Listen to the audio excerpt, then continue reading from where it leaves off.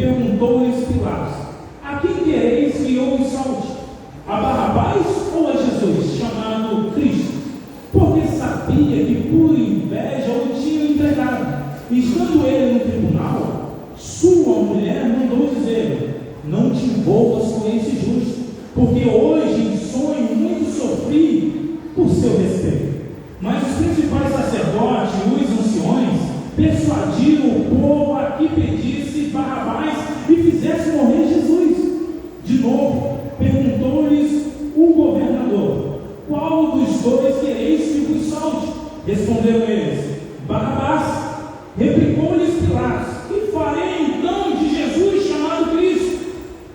Seja crucificado. Responderam todos. Que mal fez ele? Perguntou Pilatos. Porém cada vez clamavam mais: seja crucificado.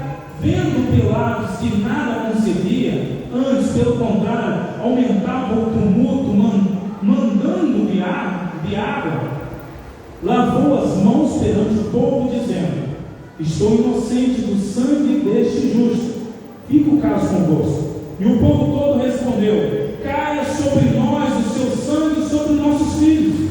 Então Pilatos lhe soltou Barrabás, e após haber açoitado a Jesus, entregou para ser crucificado. Feche seus olhos, mantém sua vida aberta. Vamos orar ao Senhor. Pai bondoso, graças te dou pela sua misericórdia, pelo seu amor, pelo seu perdão e pela oportunidade de estar aqui ministrando a tua palavra.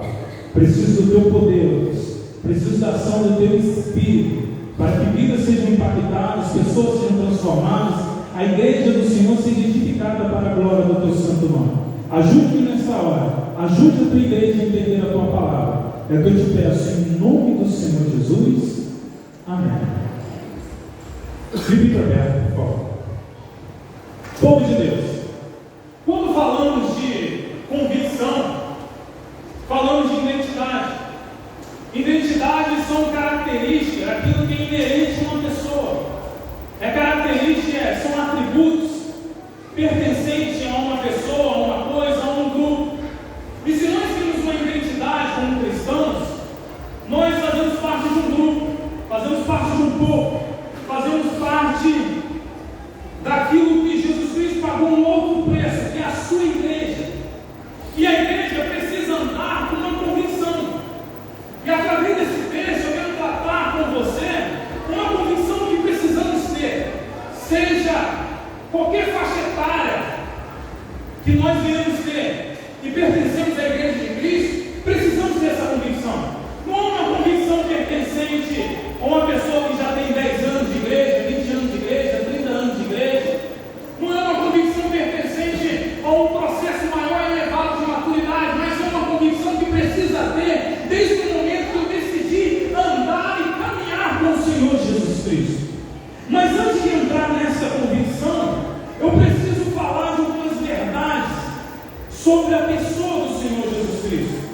Nós vemos aqui Jesus Cristo diante de Pôncio Pilatos, diante do governador, diante de um homem que foi incumbido pelo imperador romano para estabelecer, analisar, estar dentro ali daquela região da Palestina, para governar e trazer os princípios do Império Romano sobre aquela região.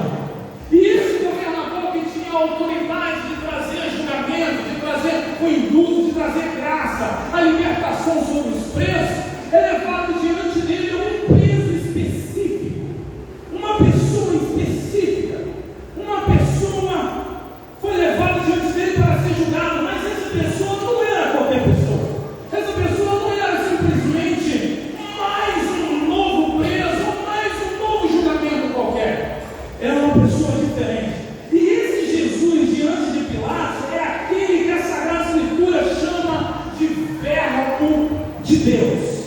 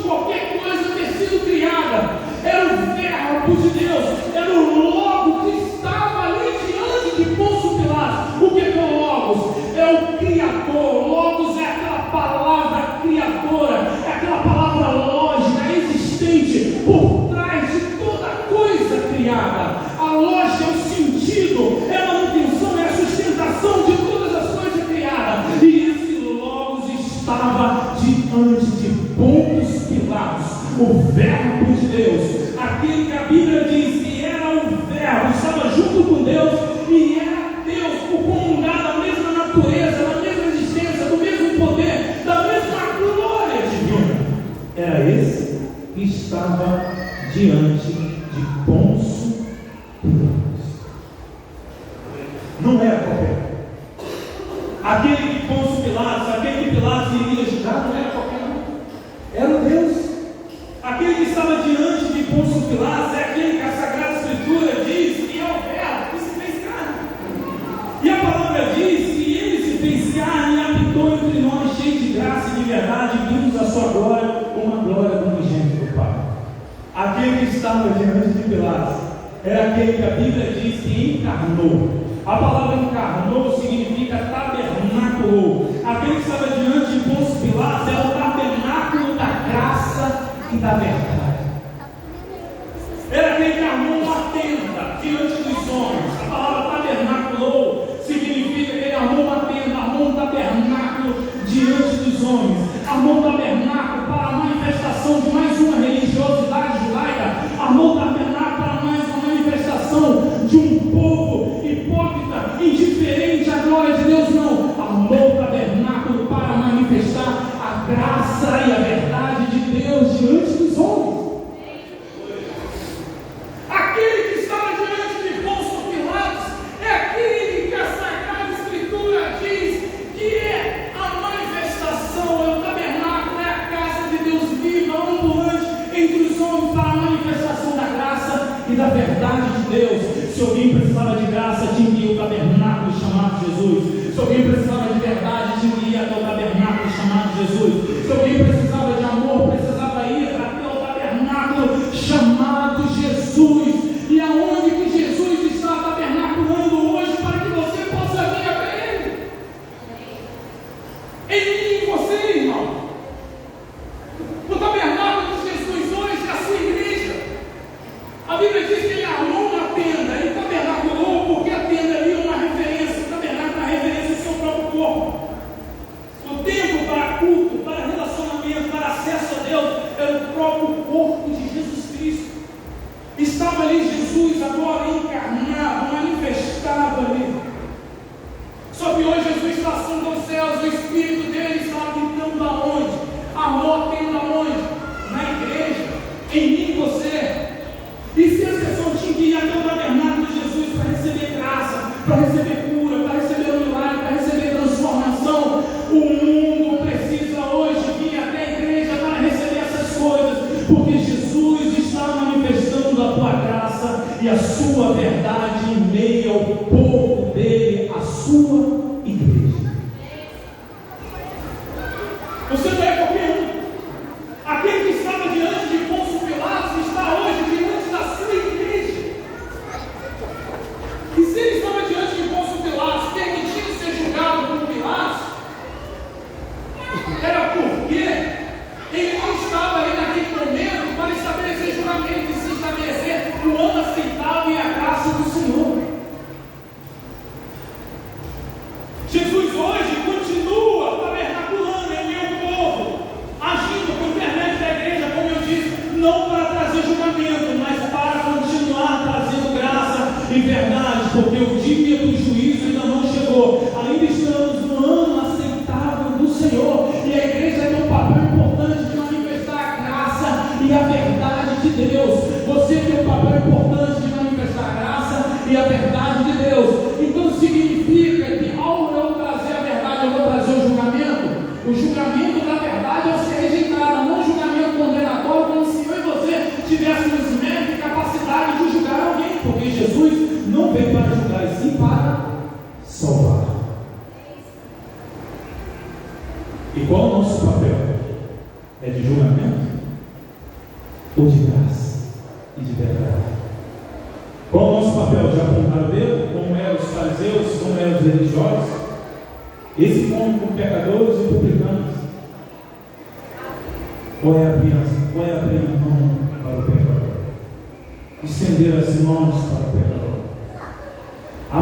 o pecador com a graça e com a verdade, não com o julgamento.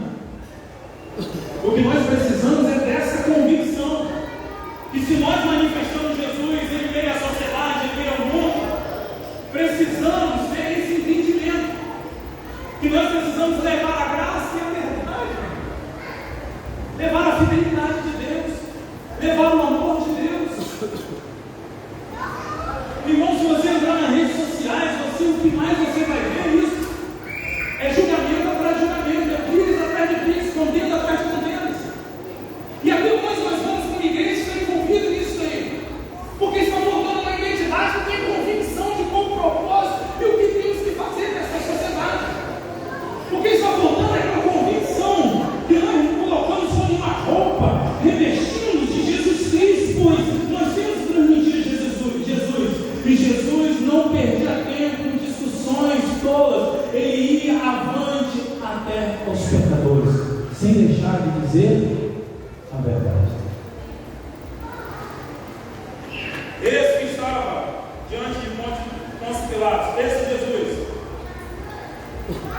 era aquele que a palavra de Deus diz que viria como um sacrifício.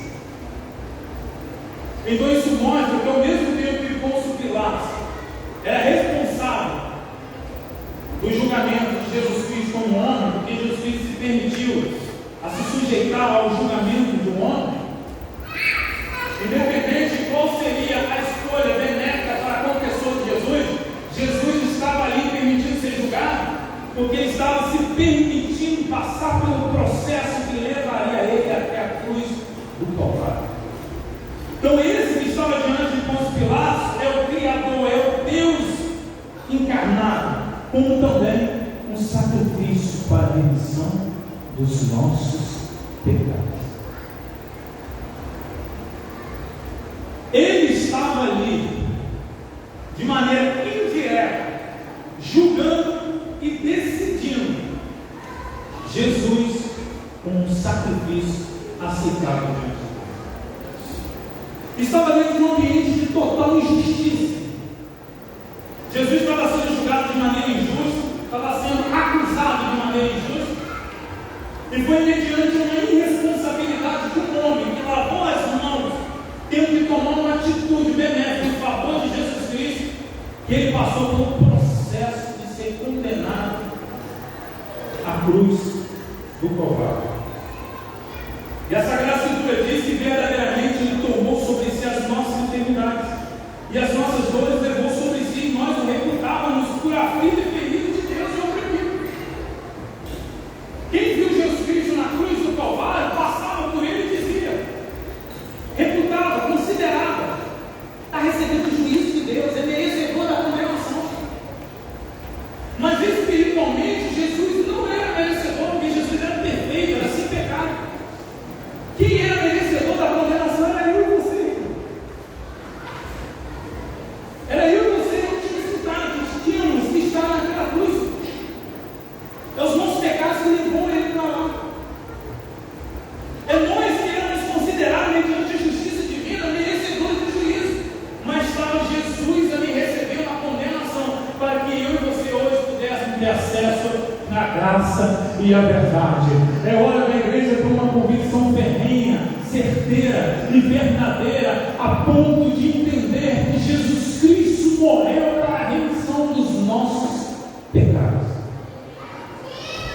Mas isso não é certo. Alguns aqui não sabem como deveria saber. Porque se você diz que sabe que Jesus morreu para a remissão dos seus pecados, e se você tem convicção que não há outro nome que possamos ser salvos a não ser o nome de Jesus Cristo, ao você não compartilhar a única solução para que outras vidas sejam alcançadas, você está dizendo que a morte de Jesus Cristo na cruz não é tão assim benéfica para salvar e transformar vidas. Se você diz que sabe que Jesus morreu na cruz para a remissão dos seus pecados, ao você deixar de compartilhar essa verdade, sabendo que é a única verdade que vai transformar vidas, você não está pesando como deveria essa realidade da morte de Jesus Cristo na cruz do Calvário. Hoje, irmão, eu estava pulando Glória a Deus. Você está fazendo um sermão mais light. Não existe outro sermão. Não existe outro sermão fora da cruz de Cristo. Não existe outro sermão fora da graça de Deus. Não existe outro sermão fora da morte de Jesus Cristo naquela cruz do Calvário, a sua ressurreição no terceiro dia, confirmando o sacrifício de Jesus Cristo foi aceito, nos declarando justificados mediante a fé em Jesus Cristo. Não existe outra mensagem, ou qualquer outro enredo que nós possamos trazer, ela tem que ser compactuada com essa verdade de Jesus Cristo morrendo e ressuscitando ao terceiro dia. Foi isso que os apóstolos trataram, foi isso que fizeram eles morrer pela convicção da morte de Jesus Cristo e a sua ressurreição. Por isso que quando os críticos vêm criticar, querer trazer uma separação de um Jesus histórico e de um Jesus da fé, como que existia um homem chamado Jesus de Nazaré, que andou fazendo coisas em Jerusalém, mas que foram os apóstolos que acrescentaram coisas sobre esse Jesus, que ele não era filho de Deus, não manifestou esse poder extraordinário. Quando eles querem trazer essa separação, foi esse homem histórico que nem os discípulos compreenderam, mas quando eles viram Jesus ressuscitado na frente dele, aqueles que um dia negaram, viraram as costas, não tiveram uma identidade de convicção, estava depois abraçando a Jesus Cristo, disposto a morrer. Independente de qual teoria, independente de qual nova criatividade as pessoas venham trazer para separar um Jesus histórico de um Jesus da fé, o Filho de Deus, uma coisa é certa, tem que explicar o porquê de pessoas negar Jesus no momento e depois estar abraçando esse Jesus. Não vamos ter explicação. Porque é preciso convicção, é preciso certeza, é preciso essa fé ousada, que olha além das paredes, que olha além do visível, que olha além do insufilme, que olha além dos óculos escuros, que olha além, contempla além. É isso que nós precisamos, é de uma fé além, é de uma visão além, é de um revestimento, de uma convicção que nada abala a fé dessa pessoa, porque ela está convicta, assim como sou convicto que esse púlpito é de madeira, esse banco é de madeira, tem aqui um baixo do meu lado, um ventilador do meu lado. É uma fé ousada, convicta e verdadeira, que tem Jesus do seu lado, no coração, na alma, que qualquer teoria nova que venha trazer não tem como refutar essa verdade revestida no coração. E tem pessoas aqui que sabem do que eu estou falando. Tem pessoas aqui que já passou fases na vida, coisas terrenas, coisas agressivas que vieram contra a alma, que ela tinha tudo para jogar para o alto, ela tinha tudo que não existia, tinha tudo que virar as costas, mas ela não conseguia, porque ela sentia a graça de Deus, o orvalho do alto, sentia a misericórdia de Deus renovando as forças dela e não deixando ela desistir. Tem pessoas aqui que sabem do que eu estou falando. Sabe o que eu estou falando? E Pilatos, como juiz, ele quer conhecer mais sobre Jesus. Pilatos, como juiz, ele quer conhecer esse Jesus que está diante dele. E ele faz uma pergunta para extrair conhecimento, para extrair verdades deste mundo. E no versículo 11 diz assim: Jesus estava em pé ante o governador e ele se interrompeu dizendo: És tu o rei de Deus? Respondeu-lhe Jesus: Tu o dizes. Ou seja, é você que está dizendo. Engraçado que essa forma de se dirigir à pessoa do Senhor Jesus é uma forma que nós temos que permitir ser perguntado hoje também. Porque Jesus Cristo fez essa pergunta para os discípulos dele: o que diz aí que eu sou? Um diz que o Senhor é Elias, outro diz que é João Batista, outro diz que é um dos profetas do passado. Não, agora vós, o que você diz? Aí Pedro, como diante diz: Tu és o Cristo, o Filho de Deus vivo. A identidade que eu quero trazer para a sua vida é essa. O que é Jesus para você? Um carpinteiro? Um milagreiro? um milagreiro, um curandeiro, um profeta. O que ele é? O Cristo, o ungido, aquele que foi derramado sobre ele o óleo do céu, a unção do céu mediante a vida do Espírito Santo sobre ele, aquele que a Bíblia diz que é o Filho do Deus vivo, o Verbo de Deus, o Deus encarnado, que é Jesus para você. Será que Jesus para você é só teoria ou é realmente Jesus? Você vai saber quando Jesus é teoria para você quando você for abandonado pelo seu marido, quando você for abandonado pelo seu esposo. Você vai saber que Jesus é teoria ou é Jesus Cristo realmente de Nazaré quando você for abandonado pelos seus filhos, ou quando você tiver que decidir ficar com Jesus ou com um namoro que está te afastando de Jesus. Aí você vai saber se Jesus Cristo é teoria. Você vai saber se Jesus Cristo é teoria, se Jesus Cristo realmente é convicção, quando você tiver que decidir entre uma bebida alcoólica ou entre permanecer com a sua integridade lógica, mental diante de Jesus. Você vai saber que Jesus é teoria quando a sua vida antes de Jesus Cristo você era um viciado, seja em drogas ou em jogos, ou viciado em qualquer coisa, em pornografia, e você luta de maneira ferrenha, sabendo que seus impulsos carnais quer te jogar de maneira agressiva para essa vida pecaminosa, e você não consegue, porque Jesus pertence a você não como uma teoria, mas como uma verdade que você precisa para viver. Você é filho de Deus? Tu diz. Você que está dizendo. Você que está dizendo, Pilatos. Pilatos conhece a inocência diante dele, mas permanece culpado por causa do medo e falsa responsabilidade. Pilatos conhece a inocência diante dele, porque ele fica estupefato que Jesus não responde. Jesus fica em silêncio, continua interrompendo Jesus, Jesus fica em silêncio, não fala muito, porque o homem que é juiz, o homem que é governador, já passou para ele dezenas, centenas ou milhares de presos para ser julgado. E aqui são presos diferentes, porque todo mundo tem a tendência de, mesmo culpado e inocente, de querer o quê? De revidar contra as acusações, de tentar esconder o crime, de tentar arrumar um meio para ser livre. Mas aqui são um homem que não está se preocupando em arrumar meios para tentar receber o seu livramento.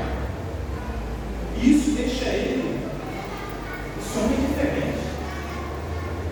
Esse homem é diferente. Há uma inocência, há uma justiça diante dele, a ponto da própria mulher dele ter um sonho, ser atribulado, dizendo: não mexa com esse justo. Então ele tem contato com a inocência, ele tem contato com a justiça, ele tem contato com a pureza.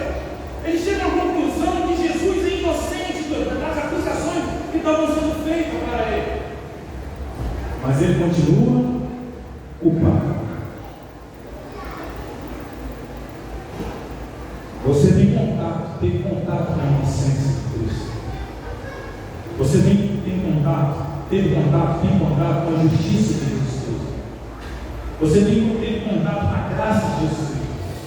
Se você está aqui nessa igreja hoje, é porque o contato de Jesus Cristo esteve sobre você. A graça de Jesus Cristo esteve sobre a tua vida. A misericórdia se renovou essa manhã. Mas este homem teve contato com a graça, contato com a misericórdia, contato com a justiça, contato com o perdão, contato com o amor, e continuou sem experimentar nada dela. O que tem de cristãos, de crentes que estão tendo contato com as coisas de Deus, mas sem experimentar nada. Estão tendo contato com Jesus Cristo, mas sem experimentar nada.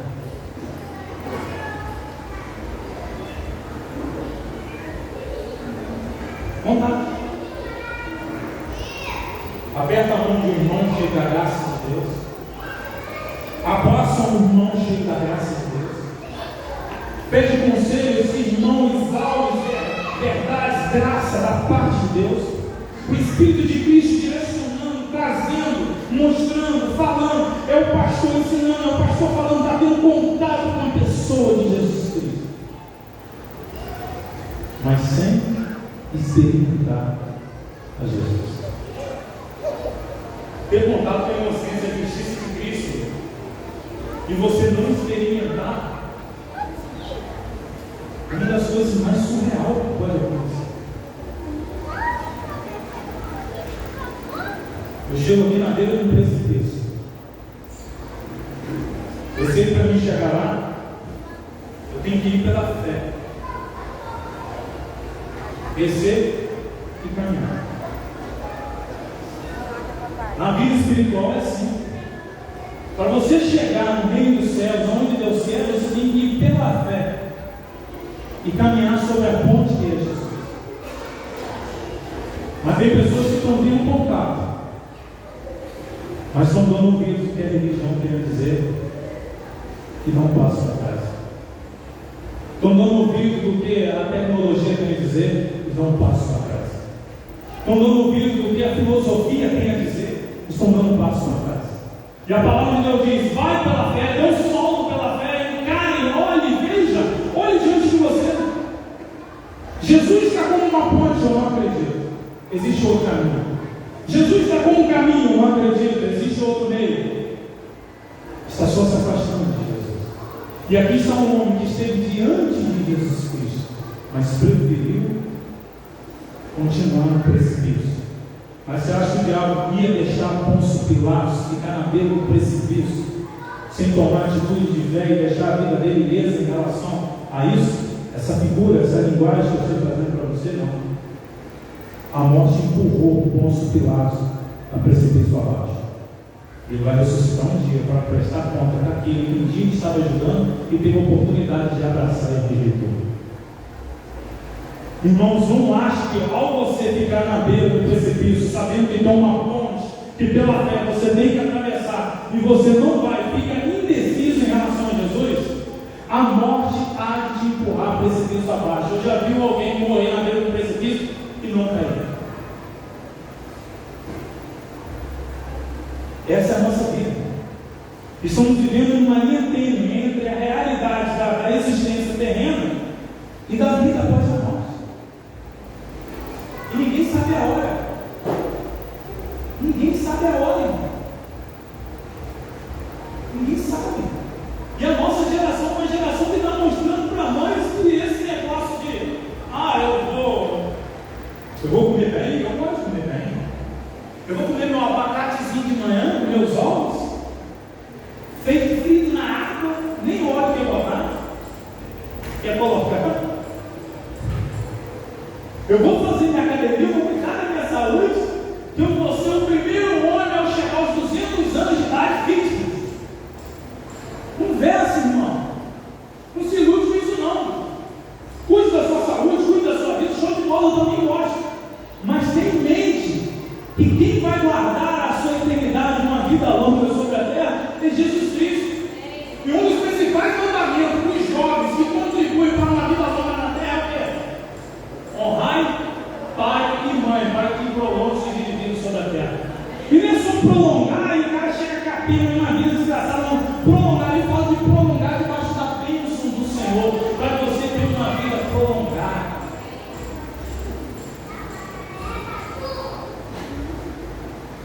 Diante do exposto, diante dessa verdade, dois versículos me chamam a atenção para trazer essa realidade da identidade e da convicção. É o versículo 20 e 21, vem comigo. Mas os principais sacerdotes e os anciões persuadiram o povo a que pedisse Barrabás e que fizesse morrer Jesus. De novo perguntou-lhes o governador: qual dos dois quereis que eu vos solte? Respondeu eles: Barrabás. Aqui está a base para essa verdade, e para mim começar a caminhar para o fim. Para essa verdade sobre a pessoa de Jesus Cristo, sobre uma identidade com convicção. Pilatos, vendo a inocência de Jesus, ele faz de tudo para tentar liberar a Cristo. De tudo. Se você for analisar os outros evangelhos, você vai ver que Pilatos ele faz de tudo para tentar liberar a Cristo. Porque ele viu que Cristo era inocente. Mas em João capítulo 19 diz que Pilatos, ao tentar fazer isso, se você fizer isso, você está indo contra César. Por quê? Eles acusam Jesus diante de Pilatos de duas coisas. Primeiro, usando a religião dele, dizendo que Jesus se fez Deus. Ele diz ser Deus, diz ser filho de Deus. Mas ele sabe que isso talvez diante de um pagão não ia contar muito. Ele disse: não é problema, tem que ver. Existem vários deuses aqui na Grécia Antiga, existem vários deuses bons. O próprio imperador é um Deus que tem que dizer que ele é mais Deus. Mas ele sabe que isso não ia colar tanto para favorecer a religião. O que ele diz? Que Jesus estava sendo acusado de sedição, dizendo que ele era rei. Uma pessoa se posicionar em dizer que é rei naquele contexto é estar contra César, ele usurpar o governo de César, o governo de Roma. E estava um homem ali que também estava sendo julgado da mesma coisa, que é Barrabás. E alguns dos escritos antigos diz que esse Barrabás tinha como primeiro nome também chamado Jesus. Jesus Barrabás. Mas os escritores mais recentes, as cópias mais recentes da Sagrada Escritura, para não trazer confusão, colocaram só Barrabás. Se isso realmente for verídico, nós temos aqui dois Jesus. E um tinha que ser escolhido. Mas Pilatos aqui, influenciado pelo medo de ser acusado lá em Roma, que estava ali favorecendo um homem que estava querendo provocar sedição e querendo tomar parte do governo de Roma, ele tenta influenciar o povo, os sacerdotes, os judeus, para que eles soltassem a Jesus, que ele não tomasse essa atitude. Um juiz que não toma um posicionamento de praticar justiça. E para ele não ficar mal com o povo, ele tenta soltar a Jesus para fazer o que é certo e ao mesmo tempo agradar o povo. Mas o sacerdote queria o quê? A morte de Jesus Cristo. E aqui o versículo 20 diz: mas os principais sacerdotes e os anciões persuadiram o povo que pedisse Barrabás e quisesse prender Jesus. De novo perguntou-lhes o governador: qual dos dois quereis que eu vos salte? Responderam eles: Barrabás. Ao versículo 22 diz: replicou-lhes Pilatos: que farei então de Jesus chamado Cristo? Seja crucificado. Responderam todos.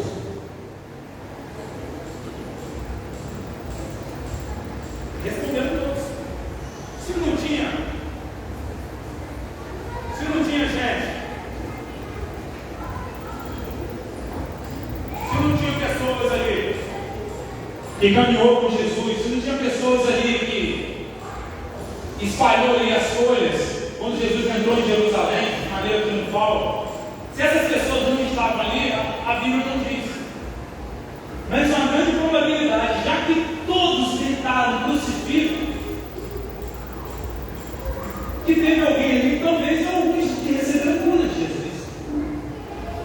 Vamos até supor que não tem ninguém que recebeu cura de Jesus para poder gritar diferente. Mas tem alguém ali que é parente de alguém que recebeu a cura de Jesus, recebeu um benefício de Jesus, recebeu uma notícia da integridade de Jesus, recebeu alguma coisa da parte de Jesus. Mesmo que não tenha ninguém ali que recebeu algum benefício de Jesus, existe alguém ali que sabe do quanto Jesus beneficiou pessoas. E se teve alguém ali naquele momento, daquele povo, daquela multidão, que recebeu alguma coisa de Jesus, é mais ingratidão ainda. Por quê? Porque eles estavam deixando o peso da religião influenciar na atitude deles.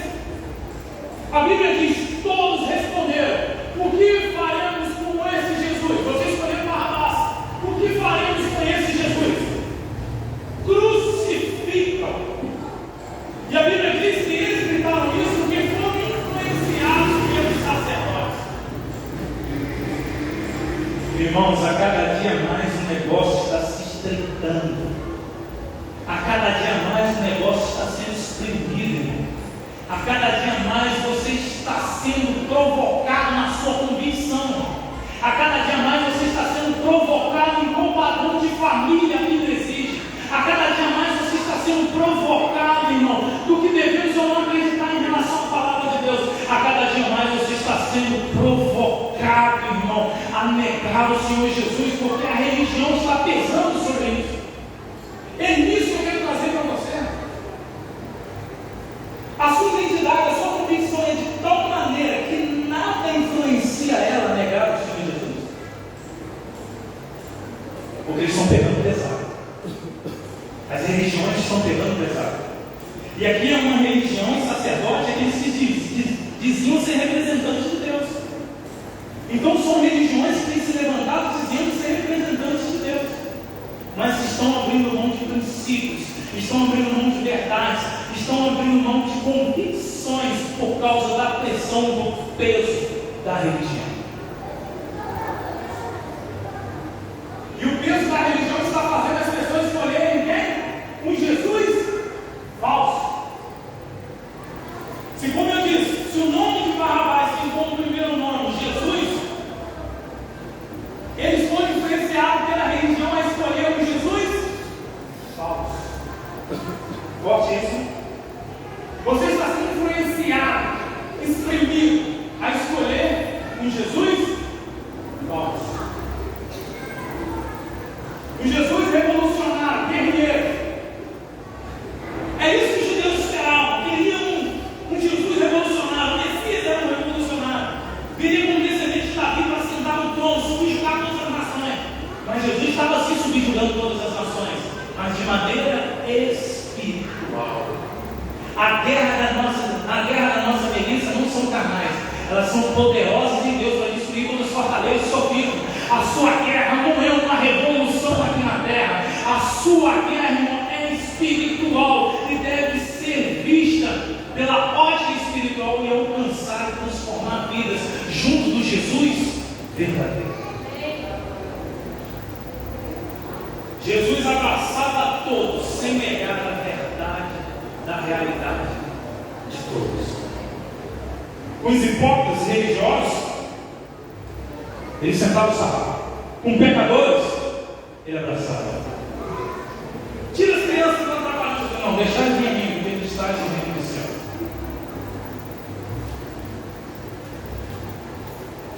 Estamos ouvindo a religião?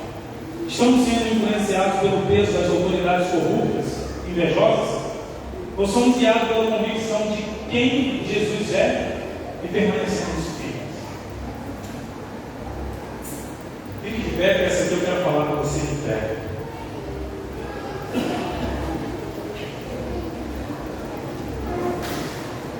Irmãos, se virar algum de vocês para mim me perguntar, pregador, irmão, existe algum jovem na Bíblia, na Sagrada Escritura, discípulo de Jesus, com essa convicção? Existiu? E se existiu, eu quero me espelhar nele. Existiu. E foi o primeiro mártir cristão, Estevão. Diz os estudiosos que Estevão tinha entre 16 ou 29 anos. É uma luta para definir qual a idade dele.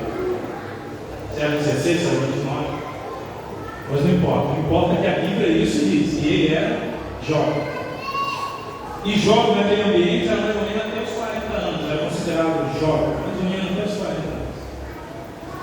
E nós estamos vendo um jovem convicto. E a convicção desse jovem era baseada em quê? Em palavras vagas, não era baseada em conhecimento. A Bíblia diz que esse jovem, cheio de Espírito Santo, fazia prodígios e milagres em meu povo. E que ninguém conseguia refutar a sabedoria e o espírito que esse jovem falava. E quando ele foi confrontado pela polícia religiosa, ele não perdeu a convicção. Ele veio narrando de Abraão na Mesopotâmia, vem trazendo até chegar em Jesus Cristo. E depois confrontou os religiosos dizendo assim: vocês negaram o autor da vida, crucificaram, matando ele. Jovens cheios de convicção. E quando esse jovem estava prestes a ser apedrejado, porque ele não negou a sua fé, estava ali convicto, através do conhecimento, através da graça, através da verdade, através da ação do Espírito Santo,